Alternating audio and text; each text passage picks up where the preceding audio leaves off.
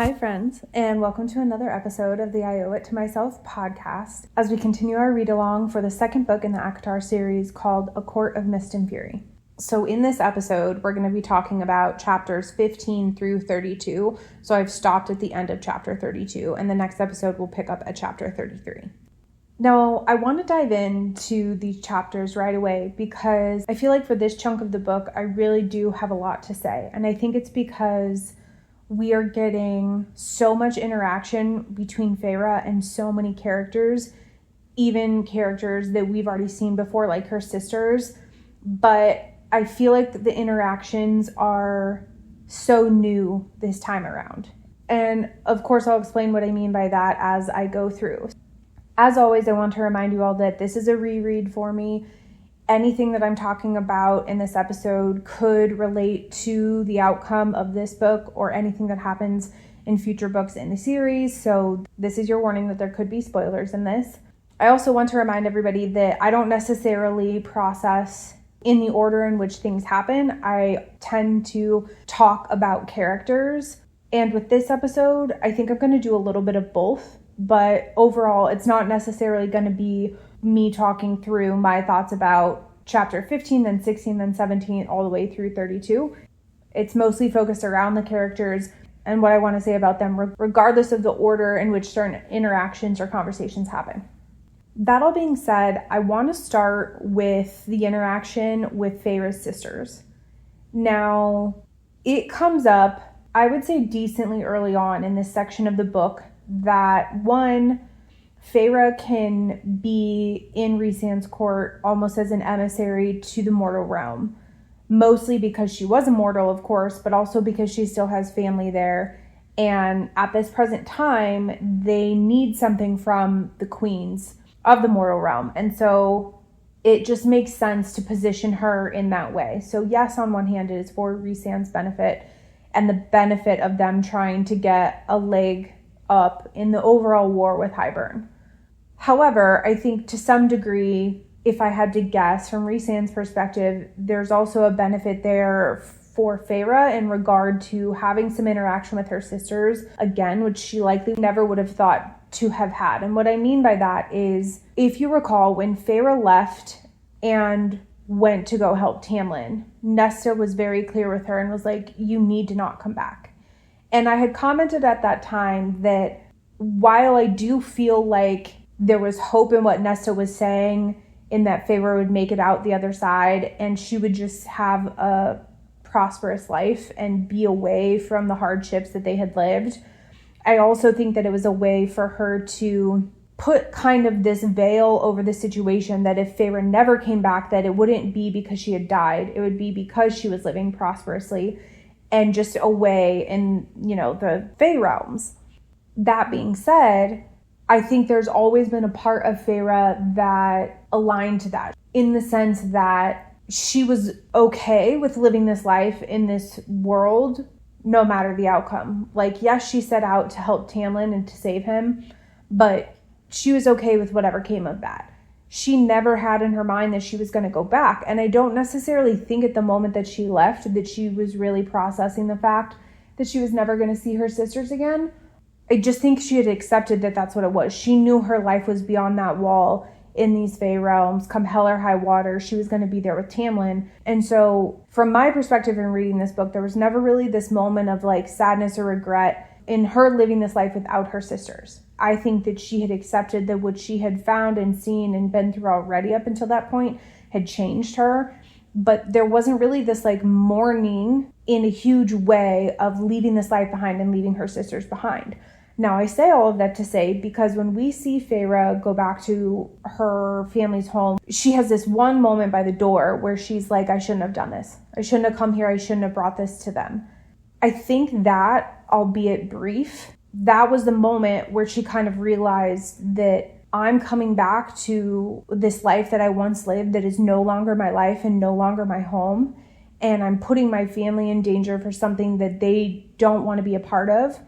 And this is like my fight and my battle. And I should have never done this. Like, I think that those feelings probably were lurking in her mind somewhere because Feyre can be very logical. But I think that it never really crossed her mind that she would ever have to bring her sisters into this world, even though she was this emissary to the mortal realm, because they had nothing to offer the situation. And that's the reality of this circumstance. Her sisters really have nothing to do with this other than their home being the only place that they can like trust to be safe to have the conversation with the queens. So for all intents and purposes, they probably could have found some way to like get them out of the home or have them go on some type of trip or something under the guise of something else and use the home anyway. But that isn't the way that this went. They went there and engaged them. She told them the entire situation of what had happened since she left to go under the mountain and told them everything. Now, mind you, Feyre comments on the fact that it had been a year since she was taken. It had been about 3 months or so, I think, from when Tamlin took her to when Amarantha's curse timeline was up originally. She came home for a short amount of time and then went under the mountain for another 3 months. And then when she came out from that entire situation and was back home with Tamlin, I think it was another 3 months before Rhysand showed up and said, I'm calling in my bargain. And that was when he took her from the wedding situation. So that means that she has now been with Rhysand for 3 months, which is the full 12 months since she had first been taken. I say all of that to say that then means that from the time that she walked out the door, the first time with Tamlin, to the time that she came back to her sisters, it had been 6 months. Well, Nesta knew all the good, bad, and the ugly of what had happened to that point, and that Feyre was in love with Tamlin. From that point until this point when she shows up on their door, it had been another 6 months. So for all that Nesta and everyone knew, she was just, they were trying to blissfully live in this fact that maybe she had, made things happen and was off just living her life. And now she shows up not only alive, which obviously is a great thing, but as Fae, which means that shit has greatly changed. And so she, of course, catches them up and tells them everything. And this is the part where things, I don't want to say start to change, but I think where the playing field becomes level. Because the one thing that we have to remember through all of this is that Feyre is the youngest sister. Nesta is the oldest, Elaine is the middle child, and Feyre is the youngest sister. Not only are they on their guard because their sister is now Fae, which is going to make them have a lot of thoughts and feelings regardless of her telling them everything that had happened, but there's a couple of things that go down in this interaction. Elaine being timid and Nesta being nasty is expected. Those are their true natures, but also when their, fear comes out, that is kind of the role that they play because that's just who they are.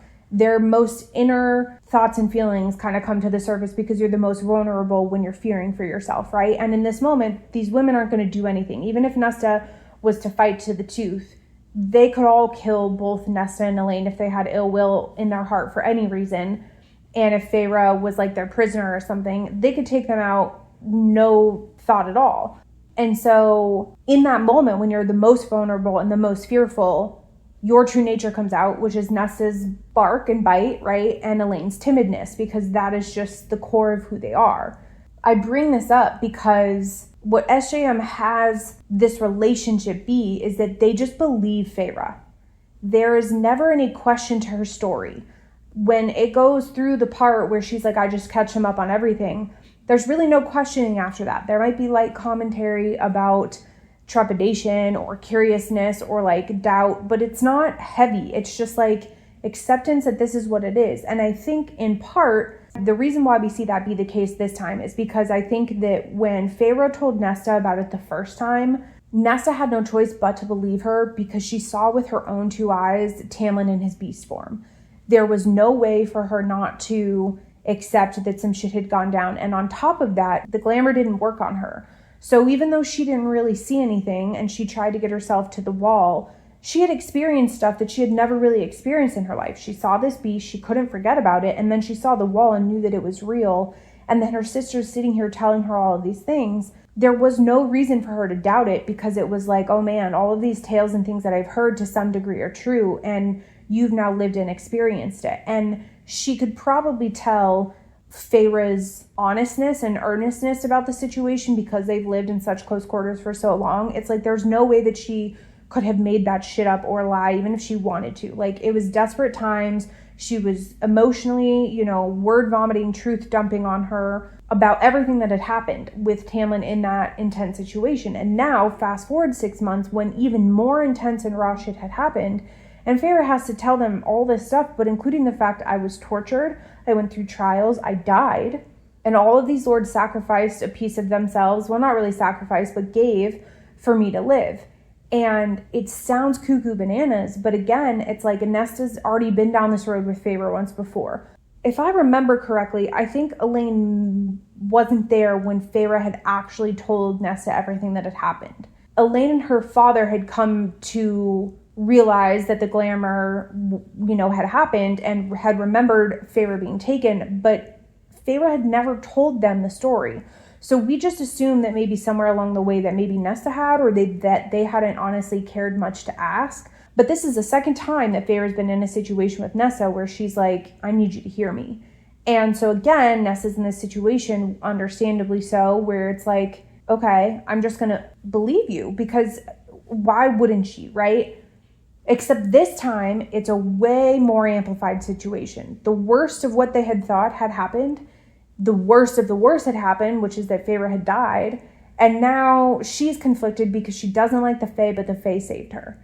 And you see none of that, right? You don't see anything about Nesta being empathetic or whatever. It's just snarl and bark and bite. But I know that she has to be conflicted by it. And so this is where some of the other characters come in, right? There was a conversation at the dinner table when Cassian and Nesta are talking, and Nesta's just being extra ruthless as she is. And, they're bickering as sisters, but it's different for Cassian and Azriel and Rhys because of what Feyre represents to them. It's not just this sister-brotherly bonding. She represents something entirely different to them. And so when this exchange is happening, Nesta asks Cassian, what are you looking at? And he gives her this response. And in that, which I don't know it verbatim, but he says something along the lines of like, I can't understand how you could let your younger sister go and do all of those things that she did for you and basically keep you alive, and you treat her this way. I can't understand how you can't fathom the fact that she fought for us when she owed us nothing, and she gave her life for us to be free and to live, and how you can still sit there at that table and speak to her and treat her this way. Basically making it crystal clear to Nesta that like, you fuck with her and it's over. And this is the first time that Nesta has ever seen anybody in Feyre's corner in this way.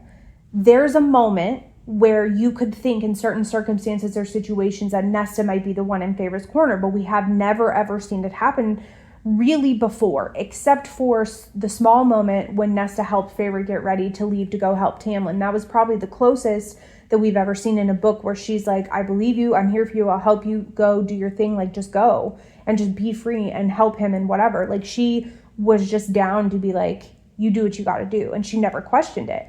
That was the most that we've ever seen her in this like ride or die format for Feyre. And that was really, it was helpful and it was nice to see that bonding moment, but compared to everything else she's been against, it doesn't weigh up too much to some of what the others have done or how they ride for her. And so in this moment, Cassian is kind of saying that, like, no matter what role you think that you've played in her life or her situation or whatever, you don't know anything. And you will never understand what she has done for us or what she means to us unless somebody basically shows you or tells you. Now with this, the one thing that I want to comment on in regard to Elaine is that this is kind of the first time where we start to see Elaine admit to Nesta's shortcomings. Elaine isn't one to really like speak ill will of anybody, but this is the first time where we also see that while she can be calm and gentle, she will speak the truth, right? And so she says something along the lines of like, while Nesta did fail her, we all did, and gives this little monologue in regard to it. And so there is recognition from the sisters, and I'm saying that Elaine's words speak for them both, because Nesta didn't say anything during this time, which if she wholeheartedly disagreed with Elaine, you bet your bottom dollar that she would speak up and say that it was bullshit and whatever, but she doesn't. And so to me, that represents the fact that she can't argue with what Elaine is saying, which is like, we all failed her. we didn't know what to do.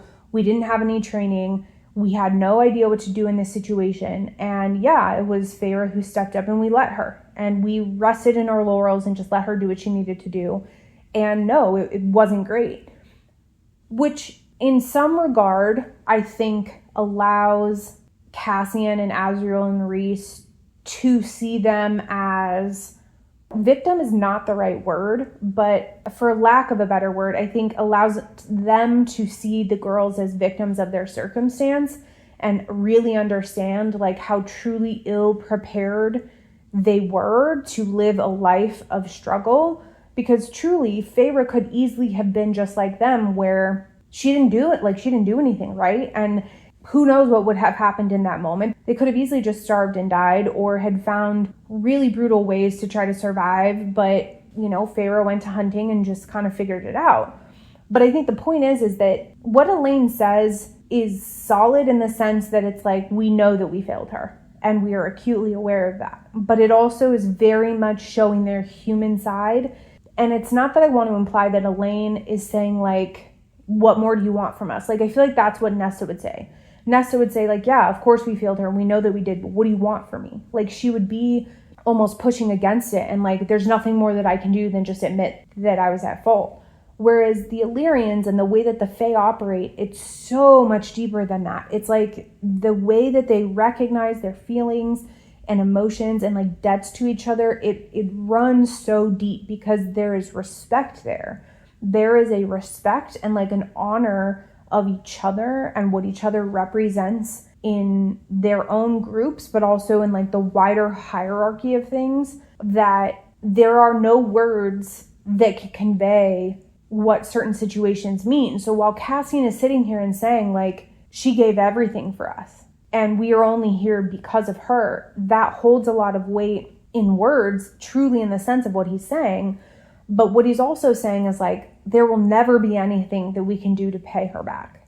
He is implying that we are forever in her debt. And that is the piece that brings up stuff for Feyre, which did not necessarily happen in this scene because it was more about the sisters and their emotions and reaction to the situation. But in other parts of the book prior to this section, but also in this section of chapters, we see moments where when Feyre gets gratitude from people, and especially like strangers and stuff, when she's in the Fae realm, she like can't handle it. Because she feels like she did the worst of the worst stuff in terms of killing those Fae and all of this stuff, that is outweighing the fact that she did it for the greater good. The lives that she took of the innocents is something she will never be able to wash off her hands. And so she can't accept the gratitude because the gratitude is at the sacrifice of other people. And even though everyone knows that, who knows what had happened under the mountain and who have undoubtedly heard the stories by now, she can't accept it. She will never be comfortable with their gratitude. So that is just a point that I feel like making and noting because it comes up in regard to how Feyre deals with her emotions and how her powers come out. But in this moment, essentially Cassian is just saying like, there isn't any words or anything that we could ever do to repay her. And he doesn't say that, but my point in bringing up this juxtaposition is that this is the first time where we are really truly seeing in the books where human and Fae come together in a semi-civil situation. And of course, Feyre is the bridge between that because she was human and is now Fae, and it's her family and the court that she's now with. And you can tell the difference. And it's like everybody is allowed to hold their own space. Elaine and Nesta are allowed to sit there and say that we failed her, but without it being like, what more do you want from us kind of attitude, we don't want you here kind of vibe. And Cassian and them are allowed to sit there and think like we would do anything for her because she saved our High Lord and like our people and our world. And you will never understand that. Both of those truths are existing at the same time. And we are just at the beginning of seeing how those things are going to interact and ultimately like live together. It's just an interesting thing that I felt like talking about because we get what we expect out of Nesta and Elaine respectively, but at the same time, you're starting to see them evolve. The other thing that I want to talk about in regard to the sisters is specifically Azriel and Elaine and Nesta and Cassian. In the brief moment after Elaine talks about their shortcomings and whatever, we kind of see mention of her relaxing a little bit when her and Azriel are communicating. Feyre makes mention in her inner monologue about how something along the lines of like, I wonder if this is what makes the spy master so good. And it's in relation to how he can kind of disarm people. And it's because she obviously notes how tense her sisters are for good reason. But then she also notes how Elaine seems to like lighten just a little bit and like smile just a little and like take even just a half a breath and realize that while this is very intense for them and kind of scary, that they're not in any harm. And in part, she feels like that conversation between Elaine and Azriel helps that to happen. I've never been a stan of the fact that Elaine and Azriel will end up together. There's just a lot of reasons why I don't think that it makes sense. And I also think that it would be a little bit cheesy for the 3 Illyrians to be with the 3 sisters. Like, I could see it, but I also couldn't. And I just think that there is too much of a juxtaposition between the darkness of Azriel and his intensity and the softness of Elaine for that to work in the way that we think that it should. Rhys and Feyre work because there is a little bit of innocence to her, but there's also bite and confidence. And Rhys wants to encourage that to come out and likes to see that come out and flirts with that part of her and empowers her. Nesta and Cassian come together because they both have this like stubborn, I will fight you to the death kind of vibe in certain circumstances. But in this case, Cassian is the one that's a little bit soft at times. It takes Nesta a very, very long time to settle into who she's going to actually be. And even at the end of the ACOTAR series, she's kind of just beginning to find herself in what her life is going to be going forward. And I wouldn't use soft as a word to ever describe her. Is she a little bit kinder at times by the time you get to the end of the series than she is at the beginning? Sure, but did you have to go through hell and back to get there? Absolutely.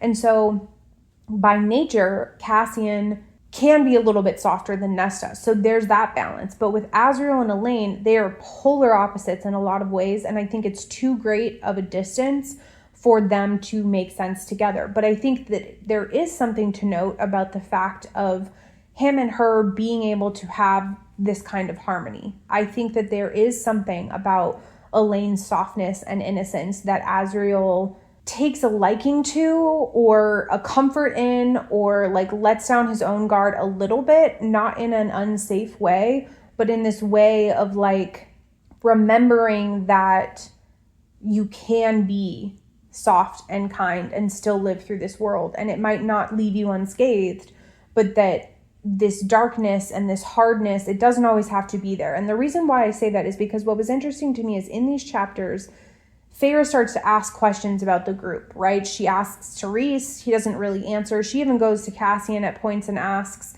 But one of the times when she's asking, it comes up about Azriel. And Rhys says something along the lines of like, I don't really know with him. Like, I've tried to kind of penetrate his walls and talk to him, but it just seems like he just has this broiling anger underneath it all. And it just is always there. And what's interesting about that is you don't ever really see that. Like, you can see his fierceness and you see when he will stand up for those that he loves, but it doesn't necessarily come out in his personality.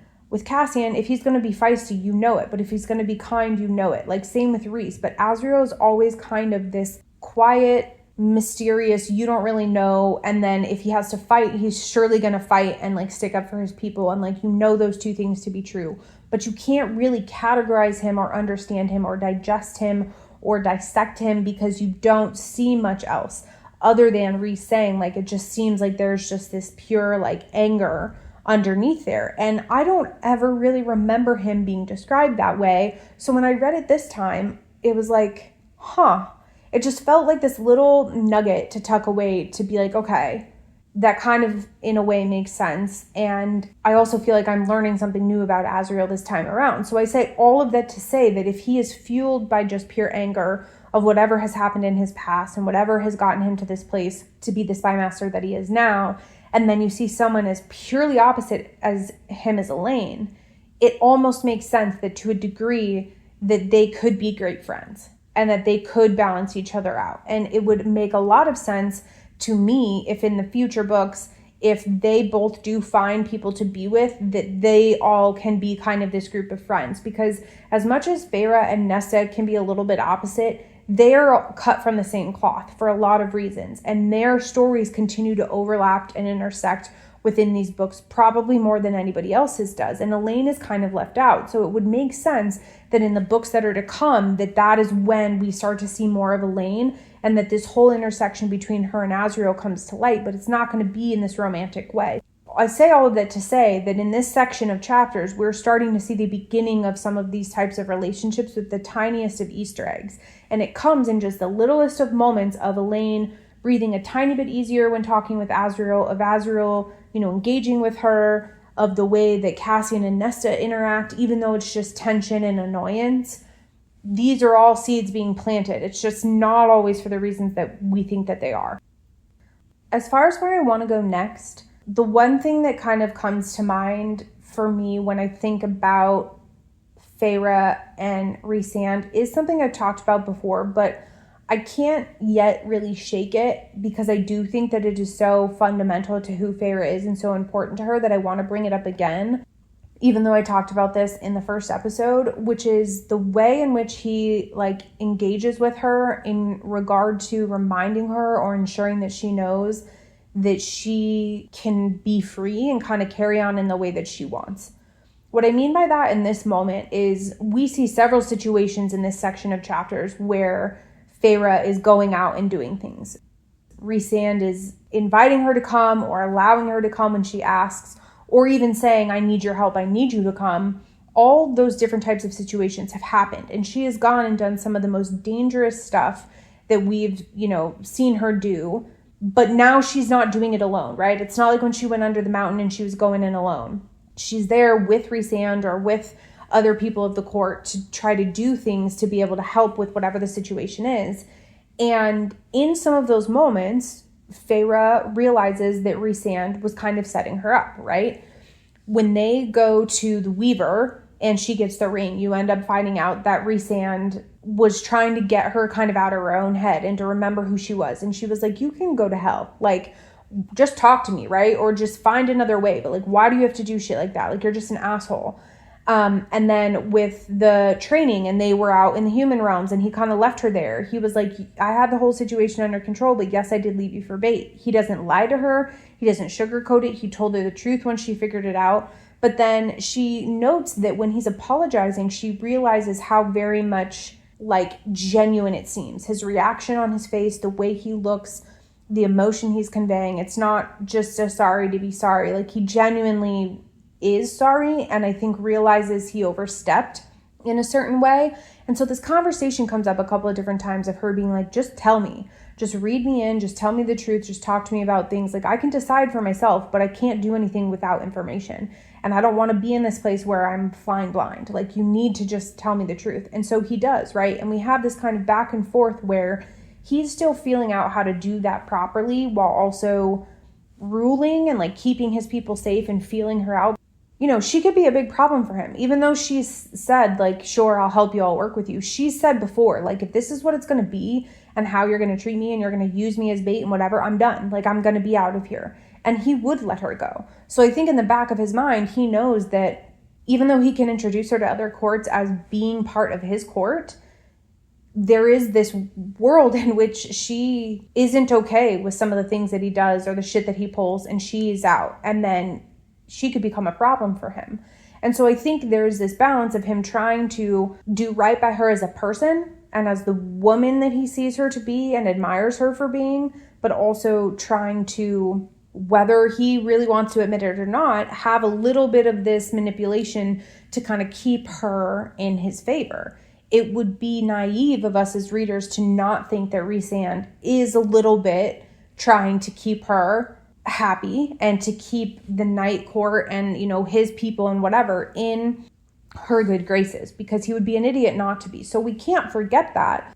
But I think that the difference is that the more that you see these interactions with her and him and the way this conversation goes and how sympathetic he is and how apologetic he is when he fucks up and whatever, the more that you feel that even if he is trying to be a little bit of that High Lord part and keep his people safe by keeping her in their good graces, it is more so that he just genuinely wants her to be okay. And I do feel he genuinely wants her to be a part of his court. And so there's just this balance of these things coming together for him where they clash sometimes, and he has to work out how he can kind of do all things. But with her, it's kind of the same, right? She's still working out how she has this human heart, but these fae abilities, and she doesn't know how to use her powers, and she isn't really used to having a choice. And here's where, the bigger theme comes in that I want to land this plane on in regard to Rhysand. When she was with Tamlin ended up taking away her freedom, right? Tamlin ended up getting what he wanted out of the situation and then basically controlling everything. And that ended up not working in Feyre's favor. And I'll go into more of that in a second. But if you take a real look at things, if you go even farther back in this series, in the first book, you could argue that Feyre never even had a choice in regard to helping her family, because her mother made her promise on her deathbed to look out for the family, right? So even though Feyre for some time had kind of done nothing and didn't know what to do, like Elaine said, they had no training or whatever, Feyre couldn't let go of that dying request from her mother. And so she forced herself to go out into the woods and to figure it out and to not let them all die. She never really had a choice. The way that she feels about those kinds of promises and those kinds of conversations and whatever, she was never going to have any other choice but to do that. So for the first time in her entire life, you can say that in this moment when she's with Rhysand and in this court trying to figure herself out, that it's the first time she's ever had a choice. And so she is trying to figure that out, right? She's trying to find this balance of honoring her voice and knowing who the hell she is, and then also understanding the role that she's playing in this new world and in this hierarchy and in this world of having power and being prominent because she is, all while having been human 2 seconds ago and not knowing what it is to be immortal. She's balancing many things and trying to find exactly that. She's trying to find the balance of how all of these things work together. And so they're both going through these different experiences, but they are obviously clashing with one another or overlapping with one another.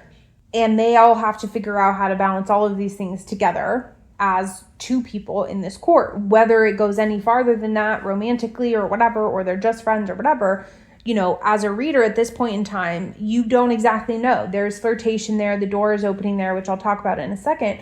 But really, you don't know the outcome at this moment if you're a first-time reader. So why I'm commenting on this is because even now, after having read it already once before and rereading it now, I'm still just so blown away by how I can understand that. I can feel it all in the way that the writing describes every facial feature, every interaction, the tone. I can picture it clearly.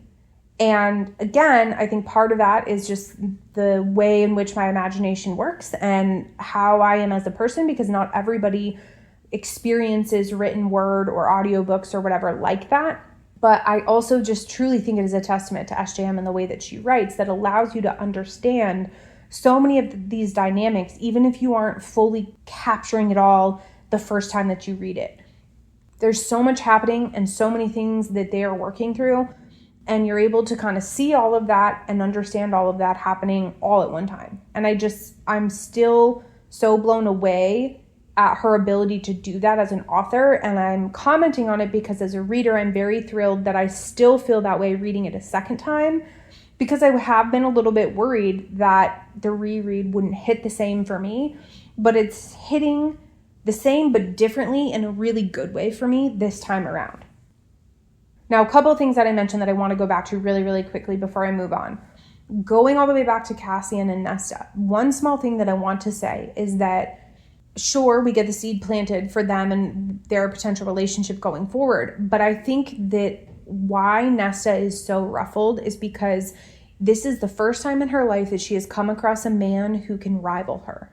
And it's not just about going toe-to-toe in terms of bickering or attitude or whatever.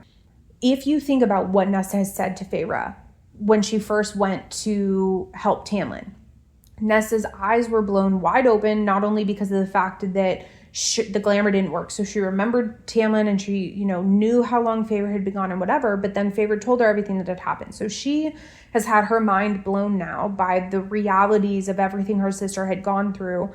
And she tells Feyre, if Dad and Elaine can be okay, I too will leave. I too will go and live my life. And you kind of see Feyre leaving, being I hope that she can have that, right? Obviously, that has not yet happened. And in this moment, when we see the sisters again, there's some semblance of that almost being the case. Their father has gone off to go to work. He's gone for a little while. Elaine mentioned something like he won't be back until summer. Well, that's implied that it's at least a couple of months. Elaine is going to be married in 5 months, so she's going to be off living. Like, there is months away from Nesta having this opportunity to live this life that she doesn't even know what it is or what she wants to do, but to go and do that. And you have this man show up who is further imploding her mind about the possibilities of what Fae is, what Fae are, how they look, how they act, whatever, because she's never seen any of them up close except for Tamlin. And he's a warrior, he has wings, he's handsome, he's huge. Like, her mind, I'm sure, if we were to get her perspective of what her impression was of Cassian at this time, was absolutely blown. I have no doubt that when she saw Rhysand and Azriel and Cassian, that she was like, oh my God, because you would have to be nutso to not feel that way about them and just the power that they hold and the weight that they carry and just the sheer size of them and all the things, right? So yes, all we see is just commentary across a couple of chapters of them bickering and fighting and whatever, and Rhys and Feyre both commenting on like, oh God, could you imagine if they like, you know, really went at it or were together or whatever. And it's like, okay, a lot of foreshadowing, a lot of Easter eggs. But from my perspective, I just had this realization where I was like, I really think that this was a very interesting experience for Nesta, even though we don't see her perspective, because it is the first time that she's seeing a man that she is going to be like, whoa, about. It's not that he represents her future. As somebody who's read the series, he does, and I know that, but like when you're in it for the first time, she wouldn't have known that, right? But he represents the possibility, and she didn't even know that that was open to her, right? And so of course her initial reaction to Faye is like, I don't want to have anything to do with this. So I don't think that her as a character would think that about him. She wouldn't sit there and say he represents a possibility, because never in her wildest dreams, even seeing this beautiful man in front of her, would ever think that Faye or being involved with Faye would be a possibility. However, again, I bet that if we were ever to get the story or the perspective of what Nesta was thinking and feeling from the time that Feyre was taken from Tamlin, from the time that they showed back up at that house, and even up until when we start to actually get Nesta's book and perspective, that we would start to see a lot of those thoughts be challenged, and she would probably have a lot of conflict with it and be going back and forth with herself about it. But I would still bet my bottom dollar that there's something about Cassian that shakes her as a character, because she's going to be feeling and thinking things that she never would have thought and that go against every fiber of her being and her belief. And that is why I think that she is so intent on being harsh with him. It's not just her nestiness. It's not just her roughness as a character. Sure, he makes it easy for those things to come out and those traits to be at the surface. But I think it's because she is almost scared and has realized what he represents, whether she is fully aware of it or not. But as a reader, I feel like I have seen enough of Nesta and know enough of her now and Cassian to know that like this really is, it's not just leaving an Easter egg of what is to come for them. I think it is a moment where she really is realizing what Feyre is going through, and she's probably like, oh man, if these are the type of men that you're talking about, and you already left one of them that in human form potentially looks this good, and now you have 3 others here that you're saying that now you're part of their court, like I can't even imagine what that would be like. But her world is being completely blown open, and we haven't even scratched the surface of how much her world's going to get blown open. So I just want to comment on that, because I think some of these interactions, it's so easy to just breeze through and be like, oh yeah, you know, they're inevitably going to flirt or be together or at least hook up or whatever, and just kind of keep on moving. But I'm seeing it so much deeper than that now, and in such a different way, just like I was with Azriel and Elaine. Now, going back to Rhysand and Feyre, the last little bit that I want to say about them is, yes, they're in this situation of trying to balance the many things each of them are going through, while also like trying to get to know each other and find this balance with each other, right? And we start to see some of this flirtation come out. However, in Feyre's spiciness and sassiness, she still sometimes says things that are harsh. When that happens, SJM makes a point to comment on Rhys's reaction to it.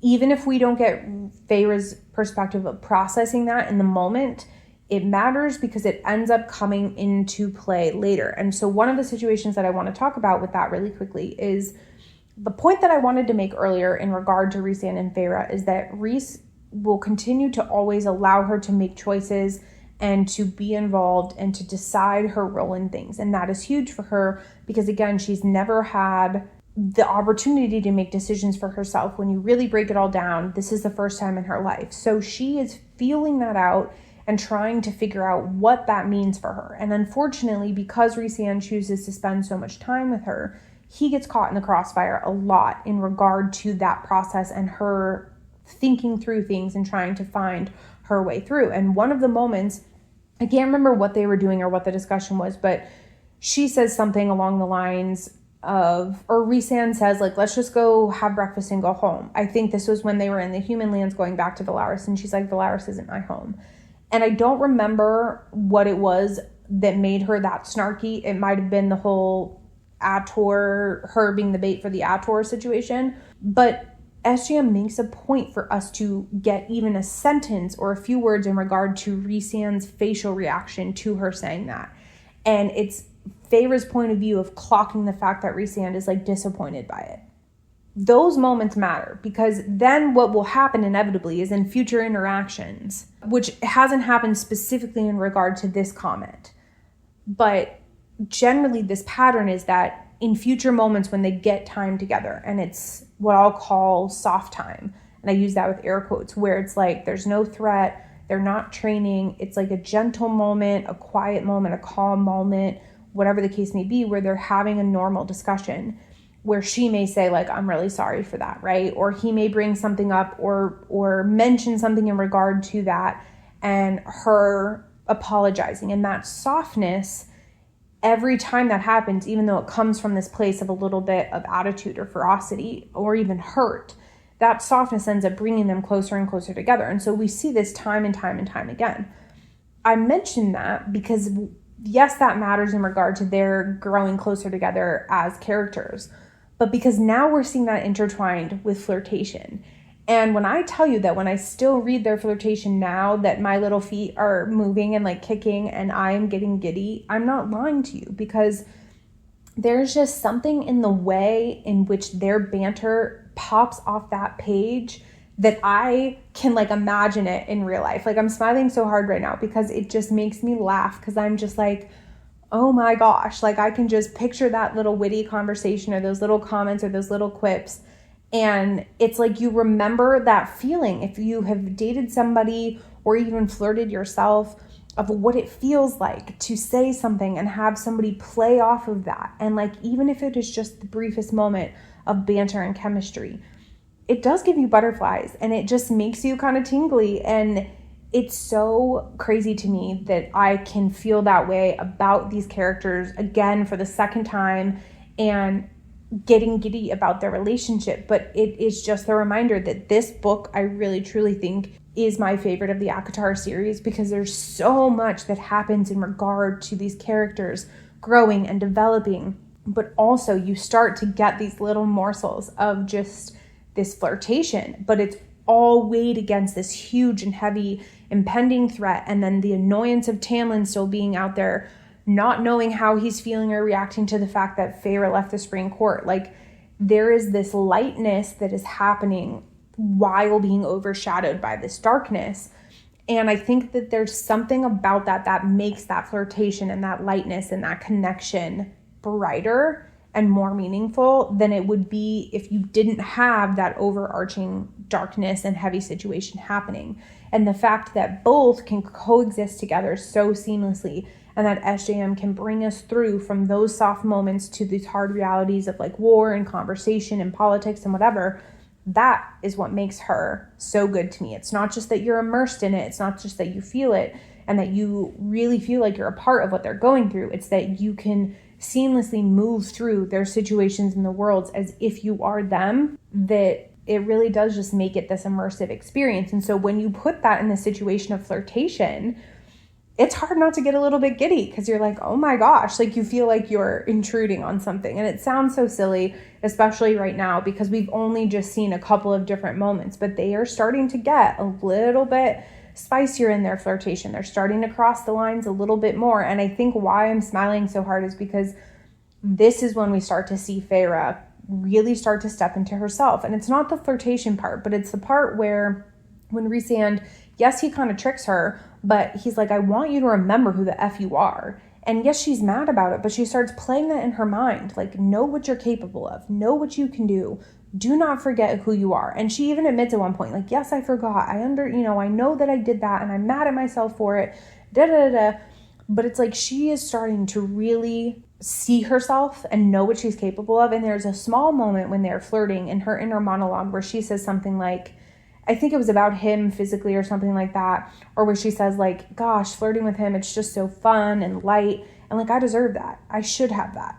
Where you see this little door just creak open a little bit farther because you're like, oh girl, like if you think you deserve that, you're going to start to go after it. And that's when sparks are really going to fly. And so it's just, I think it's both giddiness about the flirtation itself, but also excitement for Feyre, because one of the things that I've always said when it comes to female main characters is that I want to see them step into their own. And I've never really had that problem with Feyre because she has just always done what she's needed to do from the beginning. So in this moment, I don't recall seeing her as being a female that I feel like I had to like will forward and really like root for, in the sense of like, come on, you can do it, because she's always kind of just done it. Where I've commented in other episodes about female main characters who I don't necessarily feel that way about and how frustrating it is. But with her, she's already kind of had this badassery shown in many different ways. And because we see it, but then the characters also appreciate her for it, I don't feel like I am in the same boat as Rhys as being like, remember who the F you are. Like, I get it. I know why he's saying that, but I've already seen that badassery. So to me, for her as a character, she's still kind of crushing it in an overall sense.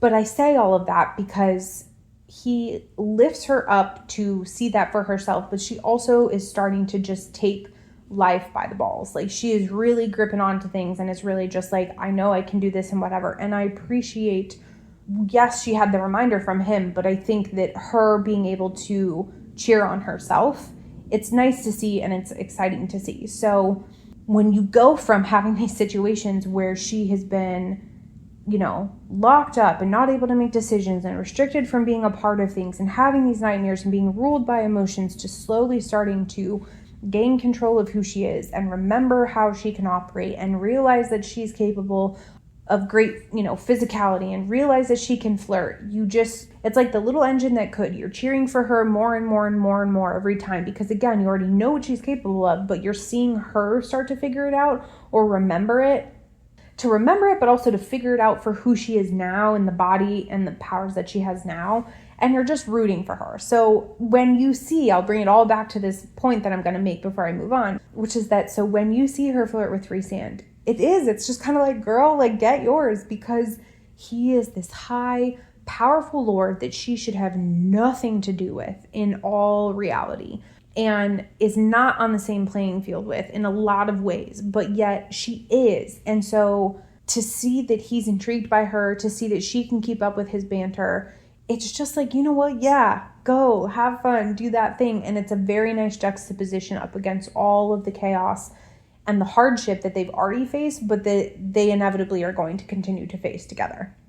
So all of that to say, I think my biggest thing with this section of chapters, which I've already mentioned, but I'll just kind of bring it all full circle, is it's all just the character development. We are starting to understand these characters so much more, and we are starting to understand their relationship with each other so much more. I'm trying to really pay attention as those things happen, because I want to see if I'm interpreting them any differently than I had the first time. That said, yes, we see interactions with Amryn. Yes, we see interactions with Mor. I didn't bring them up so far in this episode because I don't feel like I have anything really groundbreaking to say. We do get a lot of the background about Mor and Cassian and Azriel in the sense of like really being kind of punched in the face with the fact that there is this triangle here, and Feyre is curious about it, and she's so curious about it that it comes up several times, and she even brings it up to Cassian. And there are just certain things with that are continuing to be shoved in our face as a reader, but yet we're not necessarily getting answers to. I didn't go into that heavily because I feel like what stood out for me in this reread right now is the things that I've mentioned and the interactions and the ways in which certain seeds are planted in regard to other characters.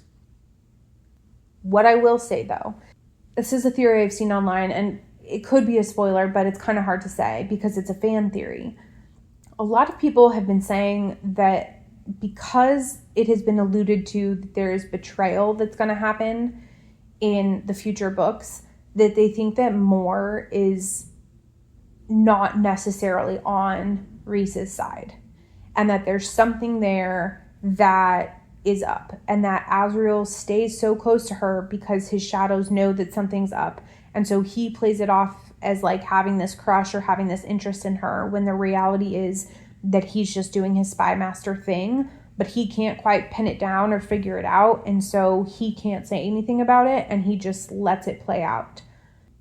When I read this again, I will say that it would be such a twist if that was the case, because she integrates so well, and she just kind of flies under the radar is not the right word for Moore, or not the right phrase, because she doesn't, right? She is in your face, she's gorgeous, she's stunning, she's outspoken, whatever, but she's powerful.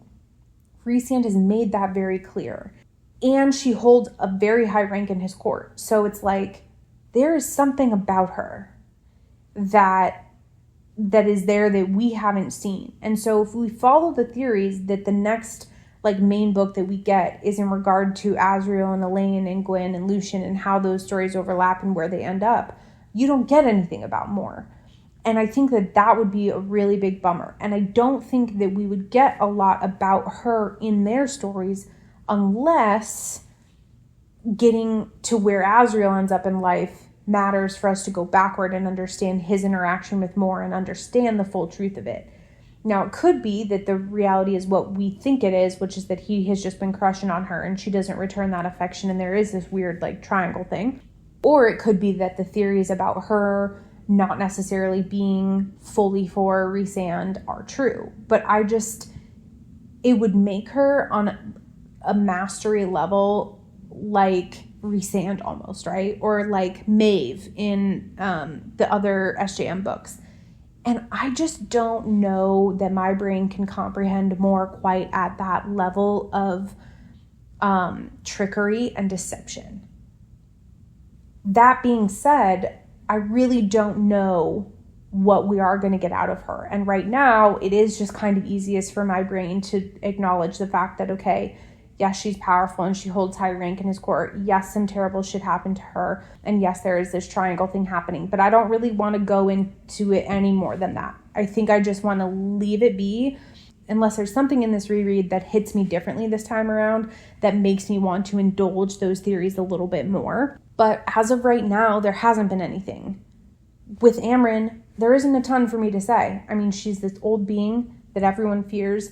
She's kind of a hard nut to crack, but she seemingly entertains Feyre and this situation that they got going on. And other than that, she just kind of does her thing. So I'm intentionally not talking about them a lot because I think the stuff that I've mentioned holds more weight in these chapters than any interaction that those characters have had. What I will say is, even though I know what is to come with the situation with Tamlin, the other feeling that I am having, other than a little bit of stress because of the war and a little bit of excitement because of, Feyre kind of finding herself in this flirtation with Rhysand, is anxiety in regard to Tamlin. Because at the time when you read this for the first time, you obviously don't know what is to come. But as a reread, knowing what I know, I can now see things from his perspective in regard to like what it would be like to get a letter from the woman that you love, that you think was stolen from you, saying like, I'm fine and I'm safe and I actually don't choose you. Thinking that that is like fake and brainwash and like going to the ends of the earth to try to get her back. I can understand how all of these decisions led him to do what he is going to do. That's inevitably going to affect everybody in these stories. But obviously when you're reading the book, you're from Feyre's perspective, just living this kind of la-di-da life. Not that it's all roses, because it's not, because, war and battle and Atars and all that stuff. But honestly, I'm just trying to kind of ignore it, but it's giving me a little bit of anxiety. So because of that, I think I'm trying to power read a little bit because it's almost like I just want to get through the inevitable chaos that I know that's coming. At the same time, I want to savor what I'm reading because I am enjoying it so much. And even though I've read it before, I'm just really glad with the way that I'm interpreting it this time and how my experience has been, and that I don't feel, it's almost like I don't even know how to describe it. And I've said this before, but the last thing I'll say about it is like, it's almost as if I'm reading it for the first time again, even though I'm obviously not. That level of excitement and interest, I didn't expect that. I hoped that I would enjoy it. I hoped that I wouldn't have any, weird reaction or negative feelings toward doing the reread, but I didn't expect where I am now, which is just really pleasantly surprised and enjoying it as if I'm reading it almost for the first time again. So I'm just really stoked about that, but I'm also very anxious because I know obviously what's to come. So it's a very interesting place to be because I'm enjoying these characters. I'm loving them all over again, but then I know what they're going to go through, and it's obviously difficult to accept that, but such is life. So I think that's where I'm going to leave it. As of now, with our schedule, I have 2 more episodes planned for this book. So we are halfway through this book right now for this read along.